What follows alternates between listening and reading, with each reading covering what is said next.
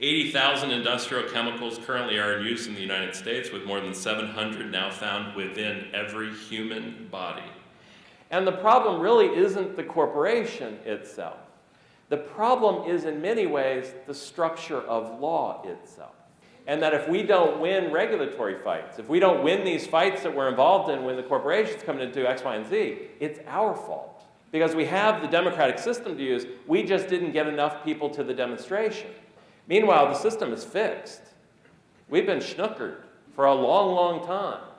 And a lot of us try to go around them by doing things like, well, we need to negotiate an agreement with the corporation, or we need to buy the right stuff, or we need to invest in better stock, or we need to do all these voluntary fixes, self-help kind of stuff, like changing light bulbs, because we feel so disempowered by how the structure of law works.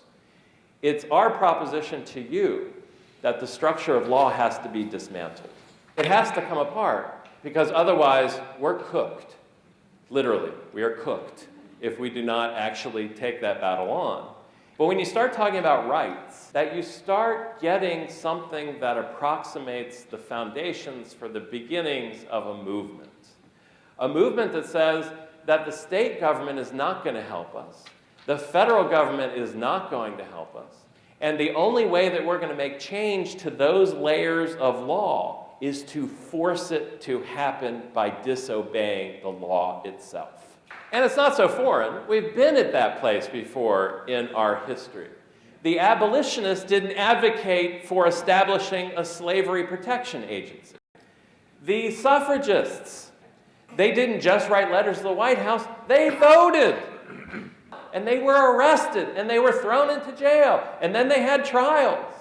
They understood that when you don't directly challenge the law, you are validating it automatically. So these communities, the least likely of activists in some ways, began coming to a conclusion. And that conclusion was they had to take these doctrines on frontally. And so they decided to begin writing these ordinances to directly challenge those legal doctrines which keep our communities subordinate to those corporations. Because they understood that sustainability is impossible unless those people who are directly affected by the unsustainable practices are the ones who are deciding whether those practices occur. Folks, state legislatures, folks 500 miles away, they don't care.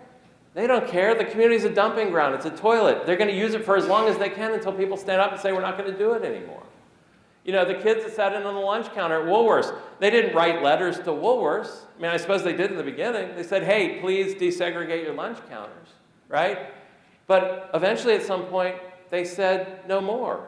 Things are so bad that we need to go in and actually break the law. We need to disobey the law in a very structured way, but we need to do it. And so they did. And in fact, this country's built on people not following the law. The Declaration of Independence, people breaking free, self-governance, all that stuff that's built into us that we seem to have lost. We think it's time to return to that place. The cost of doing nothing is more now than the cost of doing something.